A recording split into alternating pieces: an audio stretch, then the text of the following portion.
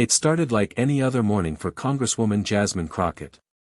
She was on her way to a community outreach event in Dallas, wearing a bright blue suit and a determined smile. Her assistant had just briefed her on the day's schedule when flashing lights appeared in her rearview mirror. Confused, Jasmine slowed down and pulled over. She wasn't speeding. Her tags were current. As the officer approached, she rolled her window down halfway. "License and registration," he said sharply, not even making eye contact. Jasmine blinked. "Officer, may I ask what the reason for the stop is?" He exhaled through his nose like her question was a personal insult. "Just give me your ID." She could feel something off. The tone. The posture. The dismissiveness. It wasn't unfamiliar, but it was still jarring, especially when it came from someone in uniform. She calmly handed over her documents, adding, "I'm Congresswoman Jasmine Crockett, and I'd still like to know why I'm being stopped." That's when the officer's demeanor shifted, not with respect, but irritation. "You think you're above the law," he snapped. "Title doesn't mean you can run red lights." "I didn't run a red light," Jasmine said, now narrowing her eyes. He leaned closer. "You calling me a liar?" "No," she replied, her voice still steady. "I'm asking for clarity. And I expect to be treated with the same respect you'd give anyone else." A silence hung in the air. And then, without warning, the officer reached through the window and smacked the papers out of her hand. Jasmine froze. It was no longer just about the stop. The moment his hand struck the papers, time seemed to slow. Jasmine didn't flinch, but her eyes locked onto the officer's with a steel-cold clarity.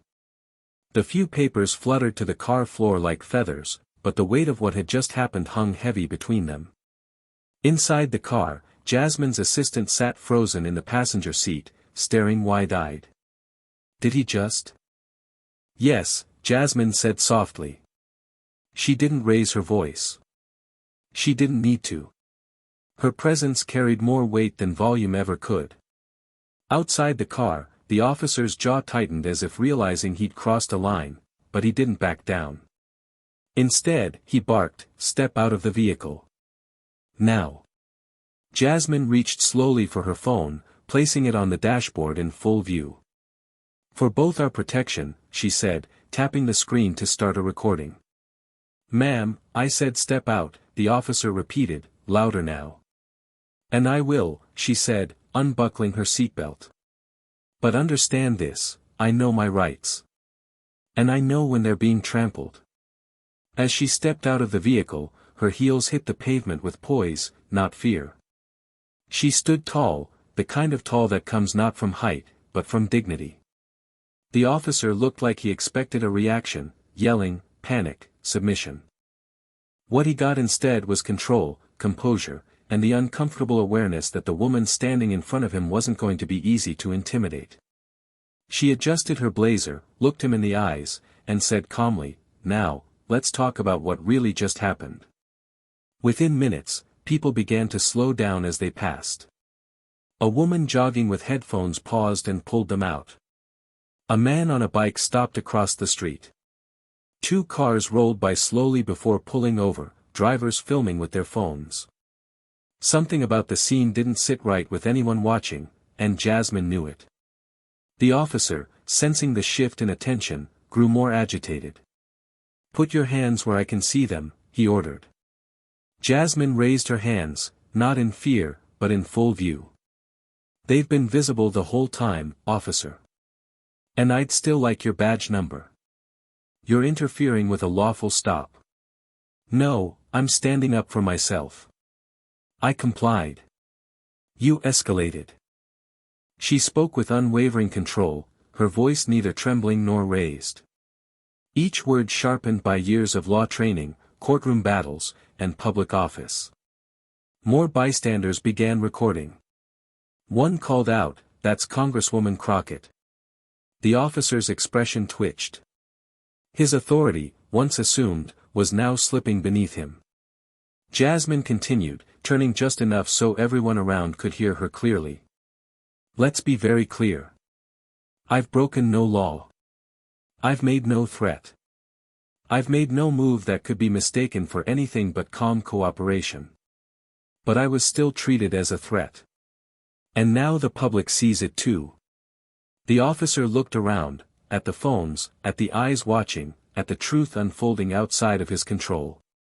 The tension in the air was thick now, not just between Jasmine and the officer, but in the growing silence of the crowd. Everyone was watching. No one was leaving. Jasmine took a step forward, not aggressive, but deliberate. "You don't get to rewrite what just happened," she said, looking the officer straight in the eye. "You raised your voice. You struck my property. And you escalated a situation that never needed to be anything more than a basic traffic conversation." The officer tried to regain footing. "You're obstructing, I'm asserting," she interrupted firmly. "And there's a difference." Before he could respond, another voice cut in, a different tone entirely. "Is there a problem here, Officer Barnes?" A second officer had arrived. Older, with a steadier posture and eyes that immediately scanned the scene, the recording phones, the scattered papers, and Jasmine's calm yet commanding stance. "No, just a routine stop," Officer Barnes muttered, stepping slightly back. "Didn't look that way from dispatch," the second officer said carefully, then turned to Jasmine. "Ma'am, are you all right?" "I'm fine," Jasmine replied. "But I expect an explanation. And an apology." That's when Officer Barnes' face changed. The confidence was gone. In its place, discomfort, maybe even realization. Not because he'd been caught on camera, but because his actions had failed to intimidate the one person he never expected to stand this strong.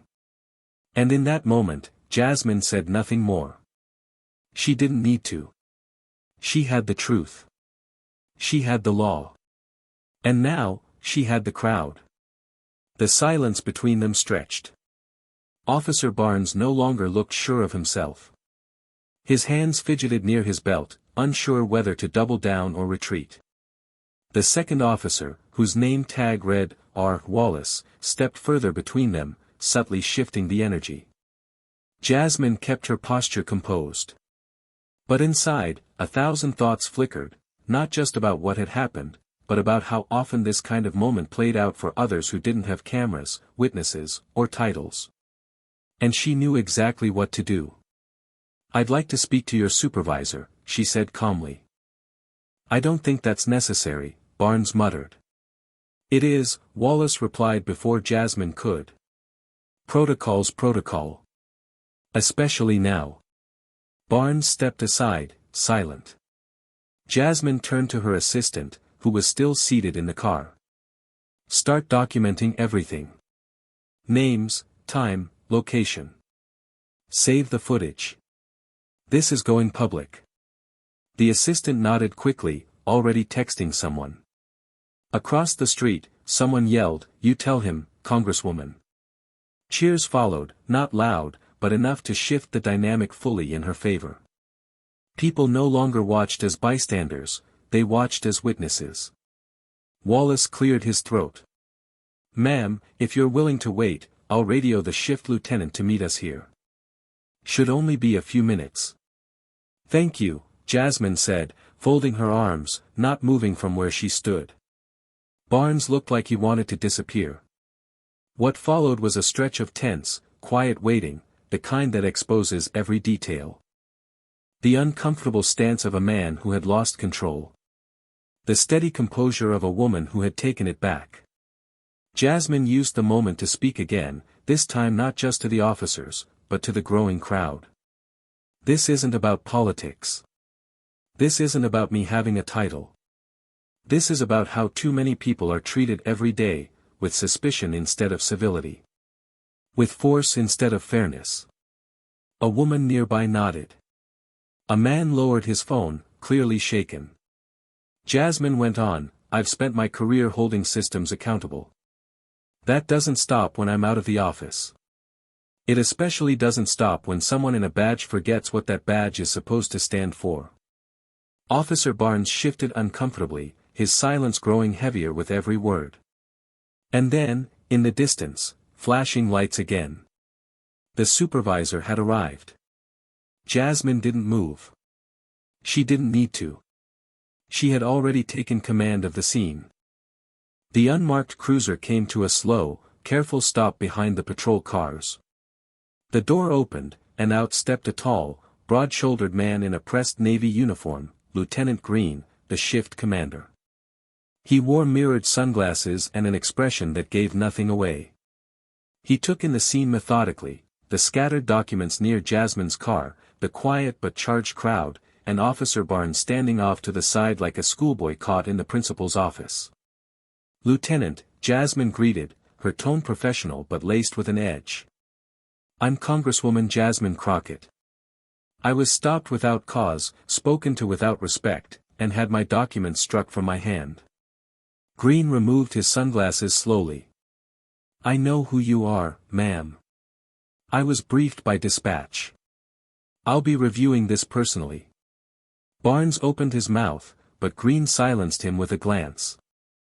Then he turned back to Jasmine. "Are you hurt?" "No," she replied. "But I was disrespected. And if I weren't someone with status and a platform, this would have ended very differently. That's what concerns me." Green nodded slowly, aware that every move, every word was being recorded. He addressed both officers. "Let's step aside. I want statements. Now." Barnes hesitated. "Now," Green repeated, sharper. As the two officers walked off, Jasmine finally let herself exhale. Her assistant handed her a bottle of water. Cameras were still rolling, but the tension had shifted. She was no longer defending herself. She was documenting the aftermath. A local reporter who had arrived on scene approached hesitantly.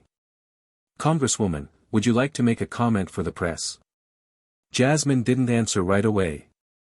She looked around, at the neighborhood she'd represented, the people who had stopped to watch, the quiet strength of ordinary citizens who were tired of seeing these stories unfold again and again.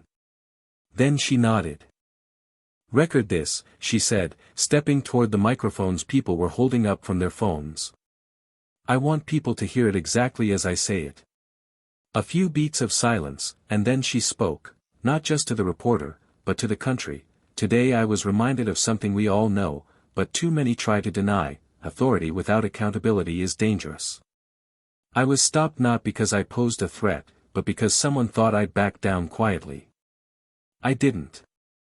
Let this moment be a reminder that titles don't make us immune, but courage and truth make us powerful. And I will never stop using my voice. Not when it's uncomfortable. Not when it's inconvenient. Especially not when it's necessary." The crowd broke into applause, soft, respectful, but filled with approval. Behind them, Officer Barnes stood stiffly, answering to his lieutenant. This time, there was no glare. No barked commands. Just the growing weight of consequences. Jasmine didn't look back. She didn't need to. The power had shifted, and it wasn't going back. By the time Jasmine returned to her car, the area was buzzing. News crews had begun arriving. Traffic slowed to a crawl as more people pulled over, eager to know what had happened. Word was spreading fast, not just that something had gone wrong, but that someone had stood up to it and won. Jasmine sat in the driver's seat for a moment, not starting the engine, just breathing. Her assistant leaned in. "The phones are going crazy. Local outlets, MSNBC, even someone from the Capitol's press pool is asking for a statement." "I'm not ready to give them sound bites," Jasmine replied. "Not yet. First, I want the facts in order. The report, the footage, every second of it. We're not just reacting, we're leading." She looked into the rearview mirror, not to check her hair, but to meet her own eyes. Her voice had been calm, but the fire inside her still burned. This wasn't just a personal encounter. It was a flashpoint in a much bigger conversation. That evening, a clip from the scene hit social media. It showed the exact moment Jasmine stepped out of her car, looked Officer Barnes dead in the eye, and asked for his badge number. By midnight, it had over 2 million views. #JasmineStans began trending. Comments flooded in. She didn't yell. She didn't back down. That's how it's done. Finally, someone with a platform calling this out in real time. How many people go through this with no cameras, no protection? Respect to her for speaking up. Even those who normally stayed out of political conversations were sharing the footage. Something about it struck a nerve. Jasmine hadn't played the victim. She hadn't performed outrage. She had done something far more powerful. She had stood her ground, and let the truth speak for itself. The next morning, Jasmine woke to a flood of messages, from supporters, colleagues, activists, and even strangers who had seen the video and felt compelled to reach out.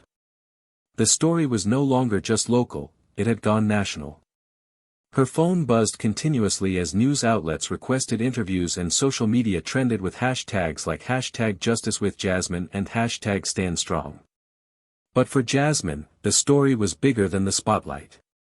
She spent the morning meeting with her team, reviewing the footage, and preparing statements. There were calls with legal advisors to ensure every step was documented, every right preserved. Then came the phone call from the governor's office. They wanted to discuss the incident, to understand the facts, express concern, and assure action would be taken. Jasmine listened carefully but kept her focus.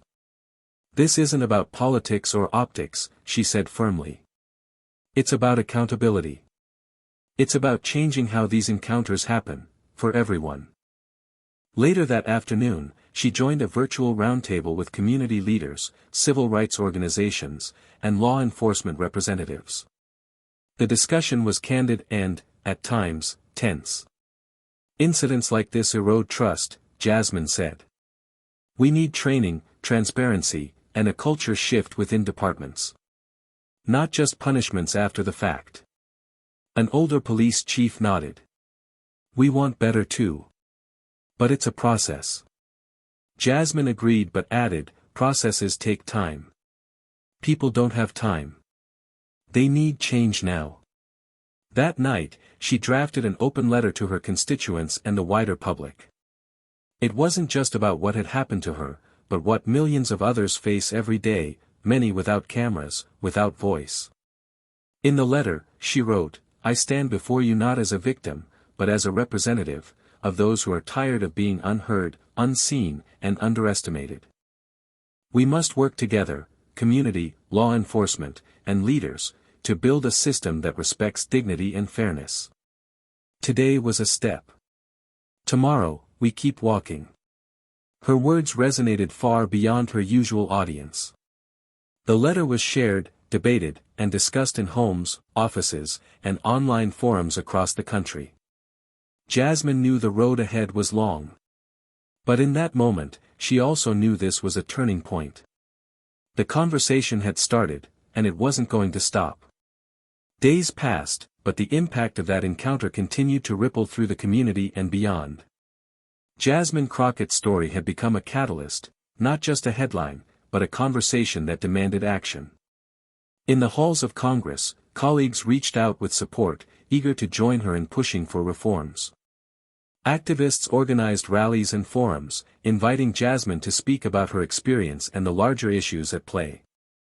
Meanwhile, back in Dallas, a town hall meeting was scheduled, a space for residents, law enforcement, and officials to come together. The auditorium was packed. Jasmine took the stage, her presence commanding attention even before she spoke. This isn't about one person, she began. It's about every person who's ever felt powerless or disregarded by those who are supposed to protect them. It's about changing the culture, so respect is the starting point, not the exception. She shared her story, not just the incident, but the moments before and after, the emotions, the lessons. She spoke of the importance of accountability, but also of empathy. Of training officers not just in law, but in humanity. Questions came from the audience, some tough, some heartfelt. A young man asked, how do we make sure this doesn't happen to the next person? Jasmine smiled gently. By holding systems accountable. By making sure every interaction is recorded, reviewed, and learned from. By demanding transparency. And by empowering communities to be part of the solution. Another attendee, a veteran officer, stood up. I've seen good cops struggle with bad systems. We need leadership that listens. Jasmine nodded. Exactly. Change requires everyone's commitment. That night, local news ran a feature on the meeting, focusing on the dialogue, the shared concerns, and the hope that real progress could come from honest conversations. Back at home, Jasmine reviewed the news clips. She knew one story couldn't fix decades of issues, but it could inspire others to act. Her phone buzzed again. A text from a young activist read, "Thank you for showing us how to stand strong. We're with you." Jasmine smiled. The fight wasn't over. But neither was the hope. Together, they were making waves. Weeks after the incident, the investigation concluded. Officer Barnes faced disciplinary action, including mandatory retraining and a formal reprimand. Lieutenant Green personally oversaw the review, pledging reforms within the department. Jasmine Crockett's bravery had not only sparked accountability but also energized a broader movement. Inspired by her example, lawmakers introduced new legislation focused on police transparency, improved training, and community oversight. At a press conference announcing the bills, Jasmine stood confidently, flanked by supporters from all walks of life. "This moment is about more than me," she said. "It's about ensuring that respect and dignity are the foundation of every interaction between law enforcement and the communities they serve." Her words echoed across news outlets and social media, fueling momentum for change. But Jasmine knew this was just the beginning. Change takes time, effort, and unwavering commitment. She was ready. Because standing up, calmly, firmly, and with clarity, had shown that one person's courage can move mountains. And now, those mountains were starting to shift. Months after the incident, Jasmine Crockett continued to be a powerful voice for change. The legislation she helped champion was making its way through committees, gaining bipartisan support. Police departments across the state began revisiting their training programs, emphasizing respect, communication, and accountability. But the impact wasn't just political. Jasmine received countless messages from people inspired to speak up in their own communities, sharing stories, organizing meetings, and demanding fairness. She often reflected on that day, the moment when silence could have been easier, but courage took its place instead. In interviews, she said, "True strength is not just about standing tall when the spotlight is on you. It's about lifting others up, making sure their voices are heard too." Her story became a symbol, a reminder that change starts with one step, one voice, one refusal to accept injustice. And as Jasmine looked ahead, she knew the journey was ongoing. Because real progress isn't a destination, it's a commitment. One she was ready to keep. The story of Jasmine Crockett's encounter spread far beyond Dallas. It became a touchstone for communities grappling with issues of respect, fairness, and power. Her calm resilience and unwavering dignity sparked a new wave of activism and awareness. Years later, when asked about that moment, Jasmine said, "It wasn't just about me being stopped or mistreated. It was about standing for something greater, the right for everyone to be treated with fairness and respect." Her actions that day set in motion changes in law enforcement policies, inspired legislation, and encouraged countless individuals to find their own voice against injustice. But perhaps the greatest legacy was this, the reminder that courage isn't loud or angry, it's steady, clear, and unshakable. And with that courage, one person can indeed change the course of many lives. The end, but also, a new beginning.